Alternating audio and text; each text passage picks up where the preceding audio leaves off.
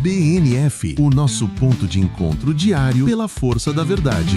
Olá, meus amigos e minhas amigas, como é bom te encontrar aqui no nosso ponto de encontro de todas as manhãs e de todos os dias. E eu já peço agora inicialmente para você se inscrever, já clicar no botãozinho do sininho. Eu peço isso para vocês porque agora de manhã sai um vídeo e mais tarde vai sair mais um vídeo bombástico com as principais notícias do dia. E eu vou pedir um favor para vocês, comentem de onde vocês estão falando, de onde vocês estão ouvindo aqui o Brasil Nova Força, o BNF. Eu preciso saber disso. Eu vou até mandar uma mensagem, um alô aqui agora para Santa Catarina. Saudações aqui. Comentaram no nosso vídeo de ontem e eu já estou mandando um alô, um abraço aqui. Deus abençoe Santa Catarina, Deus abençoe vocês aí. E vamos juntos que nós estamos na luta e o tempo não para. Vamos direto para a manchete aqui. Olha só o que eu vou contar hoje para você. Um jantar cheio de esquerdistas, establishment e velhos figurões do sistema, onde Eduardo Bolsonaro foi alvo de ironias, chacotas e perseguição para recuar. E isso só mostra que ele está incomodando os inimigos do Brasil. A hipocrisia do STF comemorando os 37 anos de Constituição enquanto pisoteia o artigo 220 que garante a liberdade de expressão e proíbe a censura. A perseguição internacional contra patriotas, o caso do Eduardo Tagliaferro, que na Itália desmontou a narrativa de Alexandre de Moraes e abriu caminho para que o mundo veja os abusos contra a direita no Brasil. E no cenário internacional, a França mergulhada em caos político. Em menos de um mês, o premier renunciou, denunciando o Macron ainda mais enfraquecido diante de uma crise sem precedentes. Você percebe o peso disso?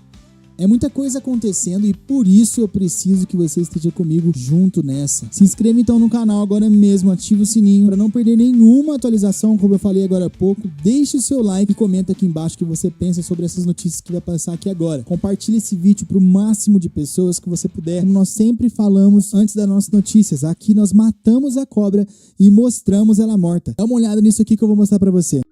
Só tinha esquerdista, establishment, lixo no jantar em que eles estão falando que o Eduardo tem que parar de fazer o que está fazendo porque ele está, na verdade, prejudicando a direita.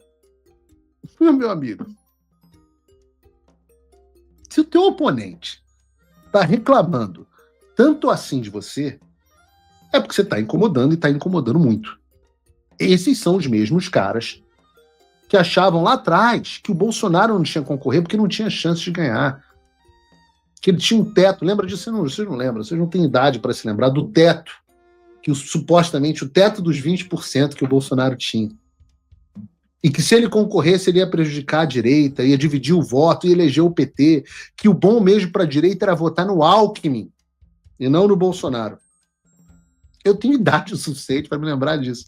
Eu sei o que vocês fizeram no verão passado. Outra prova que o Eduardo está incomodando é quando a assessoria de imprensa, a rede oficial do governo e do establishment, a Globo News, tem tanta dedicação em que tentar queimar a imagem deles. Então, eu vou reagir rapidamente a um vídeo deles sobre o Eduardo com vocês. Da apuração aqui sobre Eduardo Bolsonaro. Roda, por favor. A gente tem falado muito sobre essa articulação do PL, né? Falei que eles estão deixando o caso Eduardo Bolsonaro para a família Bolsonaro resolver, depois de vários emissários tentarem conversar com o deputado, pedir moderação, recuo, sem conseguirem sucesso. Não houve um emissário. Andréia, eu digo isso a você no ar. Esses vários emissários foram lorota que contaram para você. Não teve um emissário pedindo moderação. Nenhum. Mas se tivesse, realmente, eles não teriam sucesso. Agora tem mais essa, porque nas últimas semanas tem saído essas informações de que Eduardo Bolsonaro estaria de olho, cogitando sair do PL. Os aliados dele me dizem que isso é fato para o ano que vem. Ele está ameaçando, inclusive, levar de 25 a 40 deputados. Por quê? Porque ele tem um projeto de poder. Primeiro que ele está reclamando. É verdade que planeja sair do PL, é verdade que levaria entre 25 e 40 deputados, fora os novos que elegeria, mas, porém, entretanto, contudo, todavia, não é verdade que isso é para um projeto de poder, mas a gente vai chegar aí. que não tem prestígio no PL, partido comandado pelo Valdemar Costa Neto. Ele acha que deveria ter mais prestígio, mais espaço para fazer suas articulações, como eu já contei aqui algumas vezes, e porque ele acha que para fazer essa articulação ele precisa de recurso, e o PL não dá esse dinheiro. Então tem a ver com isso, financiar ações de Eduardo Bolsonaro nessa agenda internacional dele e também de comunicação, e o PL está dizendo que não vai rolar, não vai ter dinheiro para isso, até porque não quer confusão, principalmente com o Supremo neste momento. Como eu sempre digo. Não é, isso é uma falácia. Não é que não tem ações porque não tem ações porque não tem dinheiro. Não é uma disputa por dinheiro. O dinheiro do partido ele é dado aos candidatos que o partido entende que tem mais capacidade de arraigar votos. O fato é que o deputado Eduardo Bolsonaro não é tratado dentro do PL como o que ele se tornou. E o que ele se tornou? Ele não é simplesmente o filho do Bolsonaro. Ele é um líder internacional. Ele é um presidenciável, segundo várias pesquisas, com mais votos do que o próprio Tarcísio, o queridinho. Sai à frente do Tarcísio em várias pesquisas, como a pesquisa do IBEST ou a pesquisa do Futura. Tem mais votos do que o Tarcísio. Quando Eduardo disputa com o Tarcísio, Eduardo sai melhor do que o Tarcísio. Então ele é um líder presidenciável, é um líder reconhecido nos Estados Unidos, reconhecido na Espanha, reconhecido em Portugal, reconhecido na Polônia, na Hungria, na Itália, na Bélgica, no Reino Unido, em toda a América Latina, no mundo árabe. Eduardo Bolsonaro é o grande nome internacional da direita brasileira. Não só isso, ele é o homem que hoje tem um grupo político que representa pelo menos metade dos deputados do PL. E são justamente os deputados do PL que vale a pena você confiar. Ora, como deve ser tratado este homem? Deve ser tratado de que forma? Como líder político que é, portanto, por que recursos? Recursos permitem você fazer mais coisas, fazer advocacy, você fazer eventos, você fazer ações. E no final das contas, Eduardo Bolsonaro atua aqui nos Estados Unidos praticamente sozinho, sem nenhuma ajuda do PL. E tudo que lhe foi prometido não foi cumprido. Ora, aí vem uma repórter para mim, eu vou continuar o vídeo, daqui a pouco eu falo sobre isso. Isso aqui, para o PL, Eduardo Bolsonaro é um problema do ex-presidente. Eles sabem que ele praticamente jogou a carreira política eleitoral fora neste momento, porque para disputar alguma coisa precisa voltar para o Brasil, onde ele enfrenta essas investigações, principalmente essa de coação, que está lá no Supremo. Essa é a maior maluquice de todas. Isso é coisa de débil mental. Eduardo jogou fora a carreira política porque eleitoralmente não consegue voltar ao Brasil por causa da perseguição do Supremo. Ora, raciocina comigo um segundo. Se o Supremo tem o poder de impedir que o Eduardo seja candidato, é porque a candidatura dele não tem importância. Você não pode se submeter a uma lógica eleitoral se você vive num sistema onde quem tem o poder de decidir quem é ou não candidato é o judiciário, que te odeia. Então, Eduardo Bolsonaro abriu mão de uma carreira política para lutar para que ainda exista via eleitoral para ele e para todos. Porque, de uma forma evidente, qual era o plano dessas pessoas? Eduardo Bolsonaro ficaria aqui e ficaria vendo se o Supremo deixaria ele ser candidato ao Senado. E caso fosse candidato ao Senado, o que poderia ele fazer como senador? Qual é o poder de um senador da República hoje? Eu pergunto a vocês no chat, vocês que estão assistindo o programa, de que cacete vale um senador? Onde Eduardo Bolsonaro é mais efetivo? Como mais um de 81 senadores que se borram de medo para falar sobre qualquer coisa, tirando uma meia dúzia, ou aqui nos Estados Unidos brigando por você. Então aperta o play, Edson.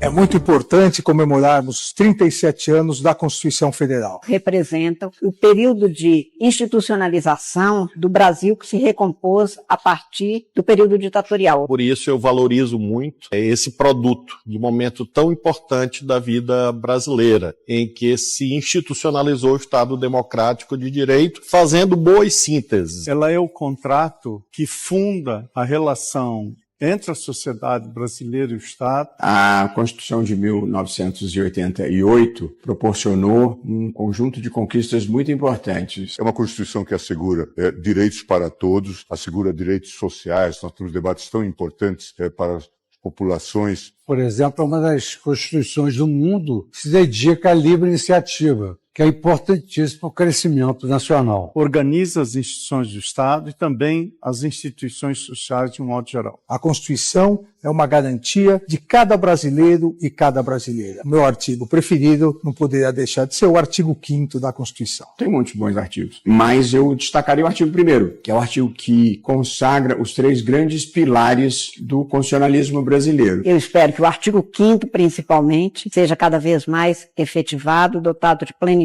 para que se cumpra os objetivos da República do artigo 3º desta Constituição. Por isso, um dos meus dispositivos prediletos, entre outros, é um dos incisos do artigo 214 da Constituição, que trata do patrimônio cultural brasileiro, dos bens imateriais que formam a nossa identidade nacional e se refere aos modos de ser, estar e viver. Eu gosto muito do artigo 170 da Constituição, que trata da ordem econômica, porque ali está fincada a ideia de que não existe desenvolvimento econômico sem levar em conta fatores sociais, fatores humanísticos, outros interesses, outros direitos que fazem com que nós possamos falar verdadeiramente de progresso. Acho que o artigo 5º é fundamental, inclusive tudo aquilo que diz respeito ao capítulo do judiciário, o sistema de divisão de poderes e, claro, não podemos deixar de falar no papel do Supremo Tribunal Federal. Para mim, o artigo mais importante é esse que estabelece que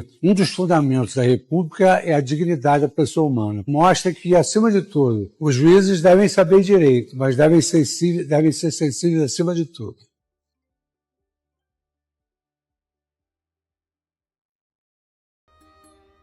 Muito bem. Aí, um show de hipocrisia. Um show de hipocrisia. Mesmo porque eles sabem pela Constituição promulgada em 5 de outubro de 1988, não está mais em vigor no Brasil. Por exemplo, quando se trata de o meu artigo preferido da Constituição, embora tenham mencionado o artigo no 5º, 1º, 170, 214, eu preciso lembrá-los de um artigo que é o artigo 220. O artigo 220 da Constituição Federal garante a livre manifestação do pensamento, da criação, da expressão e da informação. Deixa eu lembrar essa turma novamente, que eu não sei se é a mesma, né? Eu não sei se é a mesma Constituição. Deve ter outra promulgada ao longo aí dos últimos tempos e eu não vi. Desculpa. Eu peço perdão à audiência, eu devia estar dormindo. Eu não vi. Mas a mesma Constituição que eles comemoraram ontem os 37 anos, e nós apenas lembramos, eu não consigo comemorar. Comemorar o quê? O quê? Tem deputado ou ex-deputado preso. Tem presidente da República usando tornozeleira e preso em casa. Como assim Constituição? Tem um senhor chamado Felipe Barros, que não viajou, está preso em casa. Dona Vildete, Dona Iraci, Dona Juscelene, Dona Rosana, o Clezão morreu. Mas pera um pouquinho, Constituição? Vamos lá, voltamos ao artigo 220, que eles não lembraram, talvez nem conheçam. Mas eu preciso aqui dizer a estes excelentíssimos que existe um artigo na Constituição, o artigo 220, que eu repito, garante a livre manifestação. Livre manifestação não é aquela mais ou menos livre, não é aquela mais ou menos até a página 18, não. Livre manifestação do pensamento, da criação, da expressão e da informação em qualquer forma. Ok? Estou tentando lembrá-los aí. Sem sofrer restrições exceto pelas que a própria Constituição estabelece, ou seja, existem ferramentas dentro da Constituição que garantem a manutenção da ordem. Ninguém precisa criar nada. Entretanto, criaram. Segue. O parágrafo 2º veda a censura política. Repito, o parágrafo 2º do artigo 220 dessa Constituição, que eles comemoraram 37 anos ontem, o parágrafo 2º do artigo 220 veda, ou seja, proíbe, não pode ter, em hipótese alguma, a censura política, ideológica e artística. E o parágrafo 1º reforça que nenhuma lei, nem a que eles estão criando agora, que agora o Supremo também legisla, não é, Gilmar? Nenhuma lei pode impedir a plena liberdade de informação jornalística. Alan dos Santos, Rodrigo Constantino, Paulo Figueiredo, dentre tantos outros, em qualquer veículo de comunicação. Em resumo, o artigo estabelece: atenção, senhores ministros, artigo 220, da mesma Constituição que vocês comemoraram ontem e que a gente já deve ter comemorado a missa de 7º dia dela, 1 ano de morte, enfim. Esse artigo, ele estabelece a liberdade de expressão. As pessoas podem expressar suas ideias e pensamentos livremente. Por exemplo, eu já lancei esse desafio aqui e certamente você vai fazer assim com a cabeça, assim, ó. Não, Pitoli, não. Você hoje se sente livre para fazer um post na internet, no seu Instagram, no seu TikTok, no chat do YouTube, no seu Facebook, no seu WhatsApp. Você se sente livre para manifestar as suas ideias, os seus pensamentos? Você se sente livre? Você sente que não há restrição nenhuma e você pode ali fazer o post que você bem entende, ou ao longo da jornada você já redigiu um texto para o seu Facebook? Já redigiu um texto e falou, acho que não, acho melhor não, vou ter problema. Você já postou alguma coisa e ouviu a sua esposa dizer, amor, não é melhor você tirar aquele texto ali? Teríamos problemas. E os nossos filhos da escola? Amor, será que não é melhor você tirar esse texto dali? Você nunca ouviu isso? Pois é. Essas manifestações que deveriam ser livres de ideias e pensamentos, não podem ser limitadas. Quem diz isso é o artigo 220 da mesma Constituição que eles comemoraram ontem 37 anos. O mesmo artigo proíbe a censura. Aí me lembrei da Carmen Lúcia. Lembra do vídeo do Brasil Paralelo, às vésperas da eleição de 2022? Não. Pode censurar. Segunda pode. Eu não concordo muito, mas até segunda pode. Proibição de censura. Consta desse artigo que diz: não pode haver censura de cunho político, de cunho ideológico ou artístico. E o que nós vemos hoje no Brasil? Por exemplo, se você acha que eu aqui, onde eu estou agora, numa plataforma, com o canal mais assistido no YouTube nas manhãs do Brasil, você acha que eu tenho plena liberdade?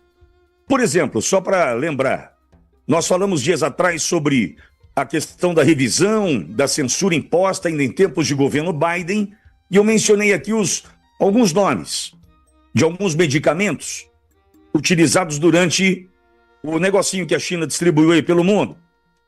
Tomei um toco, tô na sombra, cresci de um dia aí para o outro 100 inscritos. Eu cresço, geralmente, esse canal, entre 1.000 e 1.500. Tomei ou não tomei um toco? Tem censura ou não tem? Tem censura ou não tem? Tem sim, senhor. Liberdade de informação também está prevista a liberdade de informação nesse artigo. Nenhuma lei, nenhuma, pode criar obstáculos à liberdade de imprensa e de informação nos meios de comunicação. Eu vou repetir para aquele que esqueceu, que está lá no Supremo, né, e disse defender e gostar mais do artigo tal, do 5º, do 1º, do 170, do 214, e esqueceu do que trata da nossa liberdade. Isso é intencional. Não manifestar a lembrança pelo artigo que garante a liberdade mostra o que essa turma que censura pensa. Liberdade de informação. Repito, nenhuma lei pode criar obstáculos à liberdade de imprensa e de informação nos meios de comunicação. Esse artigo protege o direito de se comunicar, de se informar, sendo um dos pilares, atenção ministros, que dizem defender a democracia, o Estado democrático de direito. Esse é um dos artigos que preserva pilares da democracia no Brasil, mas ressalva que essa liberdade, atenção, só encontra limites defendidos pela própria Constituição e não por novidades que vão chegando. Olha, agora tem o flagrante perpétuo para a gente prender deputado.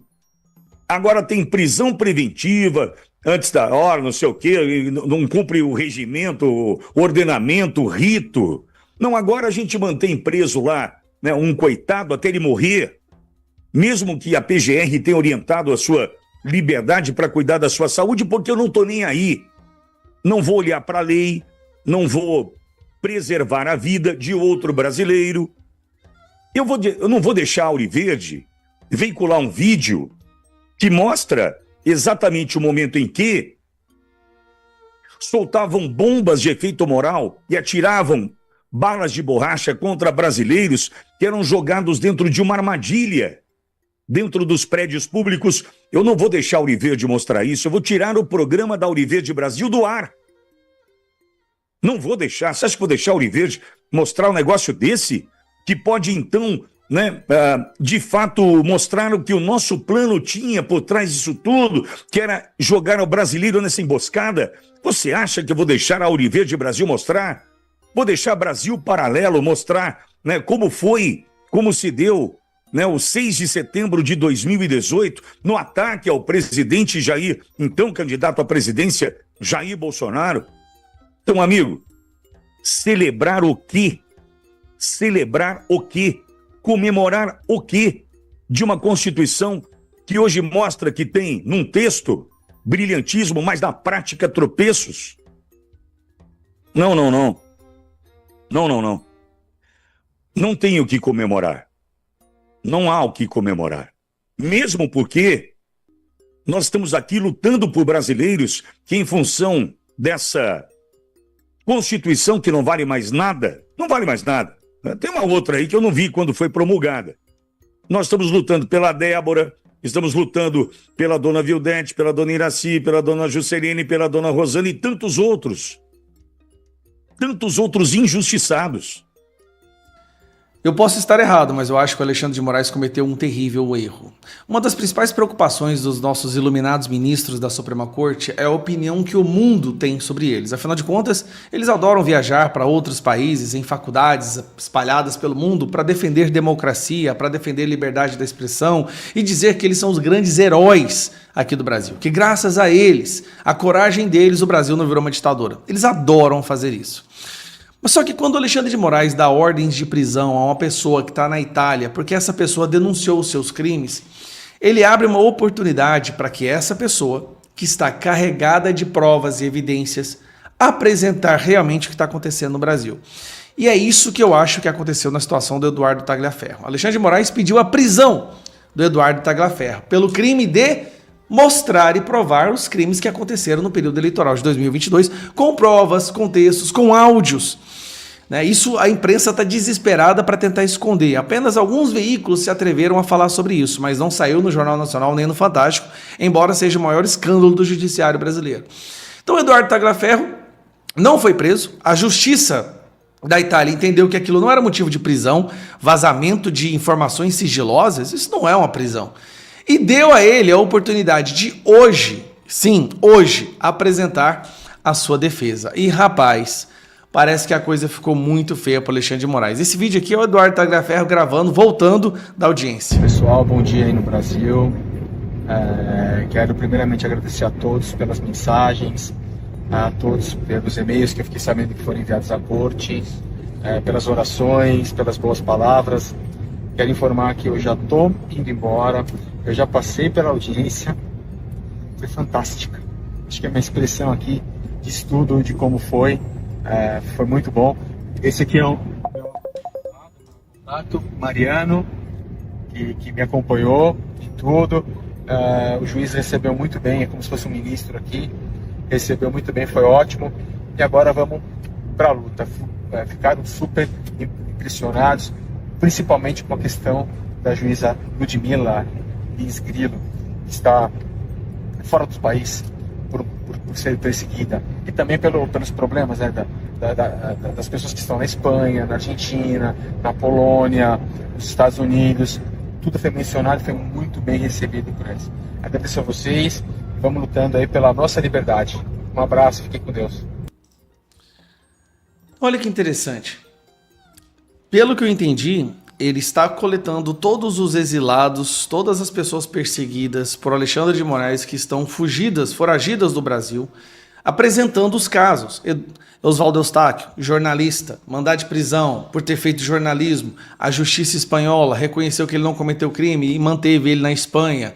Alan dos Santos, Ludmila Lins Grillo, uma juíza que criticou Alexandre de Moraes e agora também pode estar presa, está fugida, né? Está morando nos Estados Unidos, mas também com sua vida destruída, e vários outros casos. O que não faltam são casos. Paulo Figueiredo, Rodrigo Constantino, Elisângela, Flávia Flores, eu acho que uma cidadã americana que tem mandado de prisão. Ou seja, o que o Tagliaferro fez? Ele apresentou para a justiça da Itália, falou assim, olha, esse cara está mandando prender todo mundo que critica ele, que prova os crimes dele, que o contesta. Então, assim, e ele é sancionado pela Lei Magnitsky, que eu acredito que o pessoal de lá nem sabia disso, mas é um sancionado como violador dos direitos humanos. Então, eu acho que a situação vai meio que dar uma invertida. Eu posso estar fazendo uma coisa que a gente chama de wishful thinking, né? Que é vendo a realidade da maneira que nós gostaríamos que ela fosse. Mas eu acredito que as coisas vão começar a mudar a cada dia. E quanto mais o Alexandre de Moraes continuar perseguindo pessoas nesses processos ilegais, inquéritos ilegais, sigilosos, essas coisas obscuras, né?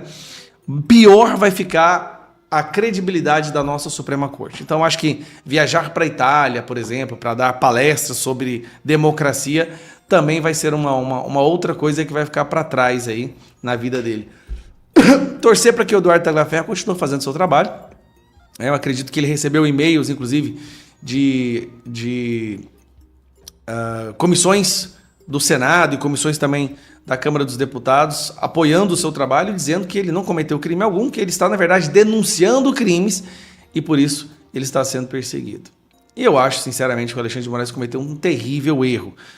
Mas é isso. Espero que ele cometa mais erros até que um dia, quem sabe, a gente volte a viver livremente. Foi muito bom dividir esse tempo com você, porque cada minuto aqui é um ato de resistência contra o sistema. E se você chegou até o fim desse vídeo, eu preciso te agradecer de coração. É você que mantém viva essa chama de verdade e de coragem. Agora deixa eu reforçar aqui pra você, a sua inscrição no canal é fundamental. Ative o sininho, porque é ele quem é o nosso maior aliado contra a censura e contra os demandados daqueles que querem calar a voz do povo. Curte esse vídeo, compartilha, comenta, porque cada interação sua aumenta o alcance da mensagem e mostra que nós não estamos sozinhos. E para saber quem está engajado comigo aqui de verdade nessa luta, comenta aqui embaixo a frase: jantar da esquerda com frutos do mar é roubá-lo com molho de lulas. Então comente aí pra gente pra saber que você tá até o fim nessa luta e vamos embora. Esse é o nosso código da resistência e vai mostrar que você está comigo até o fim, beleza? Mais tarde vai sair mais um vídeo bombástico com as outras revelações que vão encomendar muita gente do alto escalão e deixar claro que o sistema está despreparado. Não dá pra perder. Fique atento, ative o sininho, porque mais tarde sai o próximo vídeo. É hora de falar a verdade. o despertar chama Brasil Nova Força. Muito obrigado, Deus abençoe e Brasil acima de tudo. BNF, o nosso ponto de encontro diário pela força da verdade.